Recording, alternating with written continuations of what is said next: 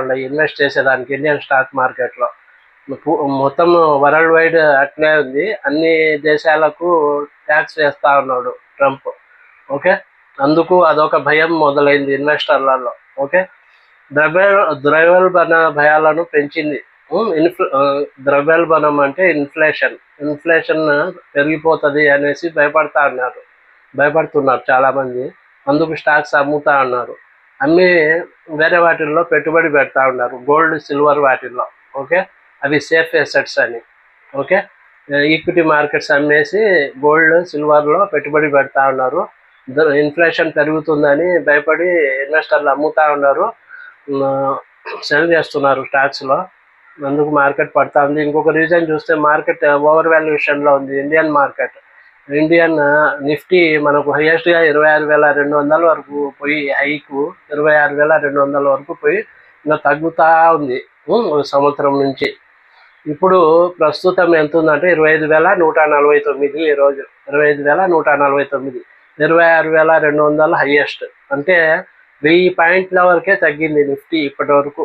High నుంచి ఈ రోజు వరకు ఒక సంవత్సరం నుంచి 1000 పాయింట్ల వరకే తగ్గింది. అందుకు ఇంకా ఎక్కువ తగ్గలేదు నిఫ్టీ కొలమానం కదా మన స్టాక్ మార్కెట్కు. 1000 పాయింట్ల వరకే తగ్గింది కాబట్టి ఇప్పటి వరకు మిడ్ క్యాప్ స్మాల్ క్యాప్స్ తగ్గినాయి బాగానే. నిఫ్టీ బ్యాంక్ నిఫ్టీ అయితే ఎక్కువ తగ్గలేదు హై నుంచి. ఎక్కువగా మిడ్ క్యాప్ స్మాల్ క్యాప్లోనే సెల్లింగ్ ఎక్కువ వచ్చింది ఇప్పటి వరకు. ఓకే, ఇంకా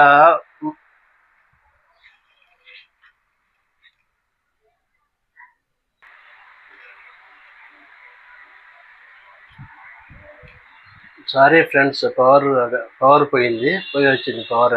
సారీ ఫ్రెండ్స్. ఇంకా మార్కెట్ ఓవర్ వాల్యుయేషన్ కానీ ఒక కారణము మార్కెట్ తగ్గేదానికి. ఇంకొకటి సురక్షిత ఆస్తుల వైపు ఇన్వెస్టర్స్ ఇన్వెస్ట్ చేస్తున్నారు. అంటే బంగారం సిల్వర్ వైపు, గోల్డ్ సిల్వర్ వైపు. ఈక్విటీస్ను మన స్టాక్ మార్కెట్లలో షేర్స్ను అమ్మేసి బంగారంలో పెట్టుబడులు పెడుతున్నారు, సిల్వర్లో బంగారంలో. అదొక రీజన్. ఇంకా నిఫ్టీ 25,330 కంటే దిగువకు పడిపోయింది, ఈరోజు కిందికి వచ్చేసింది. 25,330 కంటే తగ్గింది, అది బియరిష్నెస్. 25,149 దగ్గర ఉంది ఈరోజు. ఓకే, ఇదొక కారణము. 25,330 కంటే తగ్గడం ఒక కారణము. అందుకే సెల్లింగ్ భారీగా వచ్చింది. 205 పాయింట్లు తగ్గింది నిఫ్టీ. ఓకే, సెన్సెక్స్ 700 పాయింట్లు తగ్గింది నియర్లీ ఈరోజు. ఓకే, ఇంకా 25,000